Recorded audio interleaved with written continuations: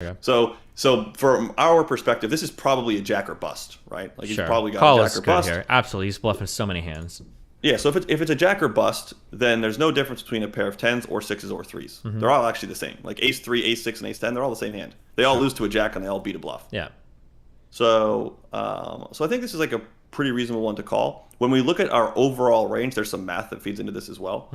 We need to defend 1/3 of the overall hands that we have in our range that beat his bluffs. Okay. So if you think about every single hand you can have that can beat his bluffs, so let's say he's bluffing with 7 high. So this will include queen high then. Okay. So if you think he's bluffing with 7 high and 4 high or 5 high and that's it, then any hand that beats those bluffs, queen high included, when you look at your whole range of those hands, they will call 1/3 of the time. So you have to construct a 33% defend out of all of your hands that will beat his bluffs. Gotcha. Okay. This hand's like pretty good. I mean, like I said, it beats 9-6, it beats 8-6, It's etc. definitely I'd probably still use a small fold percentage, like maybe 25% or something like that, Gotcha. because I'm not positive. But you can there are tools you can use to do that, like a randomizer. You could use the clock, you could use your watch, right, to just be like, okay, I'm going to fold 25% of the time. So I don't know what time it is right now, but if my second hand is between like 1 and 15 or something. Exactly. I'm going to fold, and then the rest of the time I'm going to call.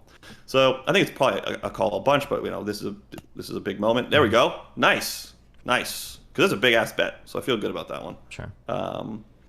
And there's king six. Doesn't like calling as much with king six. Where's like I don't know 6-5 suited. Doesn't like that. So that's going to be one that I think blocks his bluffs. He's going to bluff with 5-4, right? So if he's going to bluff with 5-4, we don't want 6-5 or 6-4. And when you say block, you mean that we have cards in our hand right now that we really wish we could give to him. We want him to have those cards. Exactly. Yeah, okay. Exactly. Yep. Okay. And okay, so this is another situation like you brought up before where oh no, actually I guess I want to have the highest card here, but only because I'm thinking about what blocks or doesn't block his hand or whatever, right? Yeah, so he can actually jam for 2x pot here with the whole 10x block. I didn't think he'd be able to dump the whole 10x block in, but it turns out he can. So that's pretty sick. That's pretty thin. So if he has like 10-4, he can still just jam. I wasn't sure it would work this way. I thought it might bet pot or something. But 10-4, 10 deuce, like these hands are all because we don't have. Wow, that's so sick. That's such a thin bet. The big blind is just dumping. Yeah, all of them. 10-4, 10-5, 10-7, 10-8. So there's a lot more to be concerned with. I was more concerned with like, I thought that there would be more jack X in this range, but this is actually the 10x bet size. It's a huge bet, but it's still the 10x bet size. I told you there's gonna be some situations where I just get it ass backwards. And the 10s are here because did we check the turn?